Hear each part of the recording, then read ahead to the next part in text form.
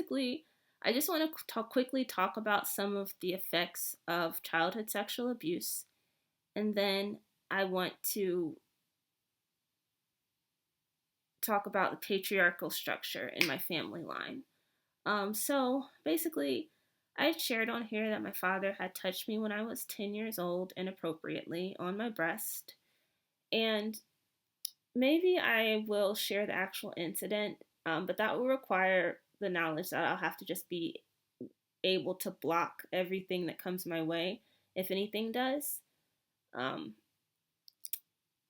but I'll just say, you know, because I was listening to the gospel song, the song, um, Order my steps in your word.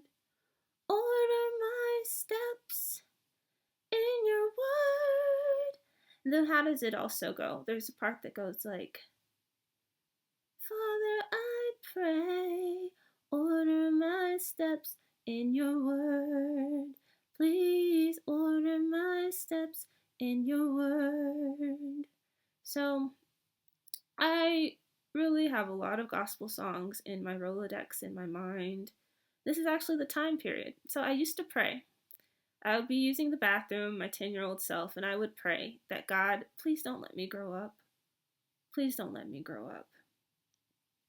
Because I didn't want to grow up, because if I grew up, somebody would see that I had been developing breasts and a body and, everything. And they would harm me just like my dad. He'd harm me even more. Um, I remember going to the spelling bee, the county spelling bee, because I'd won the school spelling bee. And I actually lost this on the word chronic. I didn't know that chronic had an H in it. And obviously after that, I never made that mistake again. After you eat that buzzer is just so sad. But basically, I remember feeling uncomfortable in Lithonia. He's driving in the car and I'm driving in the back. I'm in the back seat. I feel uncomfortable because I think that was around the time that he had already touched me, and I was just felt scared around him. I used to wear big t-shirts so that nobody would tell that my body was developing, because also my mom didn't help me with puberty, bras or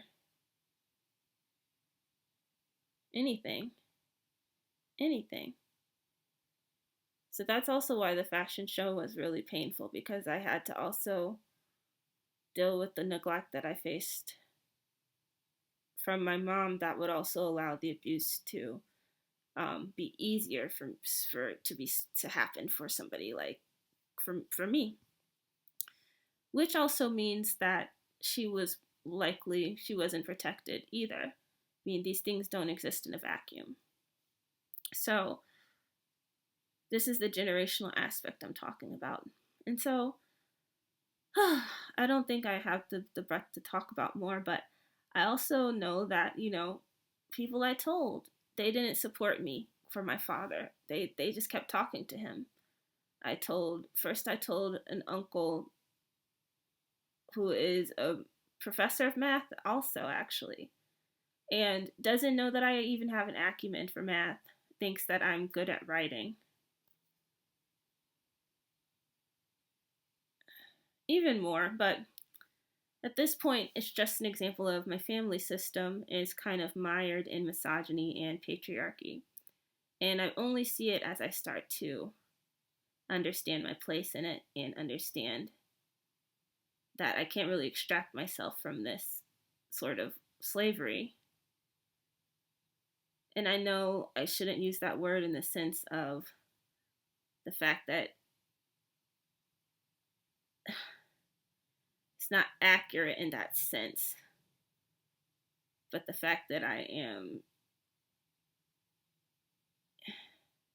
can't extract myself from it. That's why I use this word. I can't extract myself from it alone. So, I ask that, please order my steps in your word. but really, not in a patriarchal religious way, because I have to heal from that too. I realize that Georgia has this bent, and obviously it's been a good influence, but I'm just saying, in that sense, all of these things I have to refine my voice for. And God is one of them as well, because of how I used to pray to not grow up. All of these things are kind of wired in such weird ways. And, these relatives still talk to my father, even though I told them what he did to me. 2 males and 1 female. 2 uncles, a grandmother, his mother. So, the only silver lining is that it helps me to see what was at play all along. And so a video like this is very necessary because it helps to understand that this is the death that I had been around all along, that we had been around all along.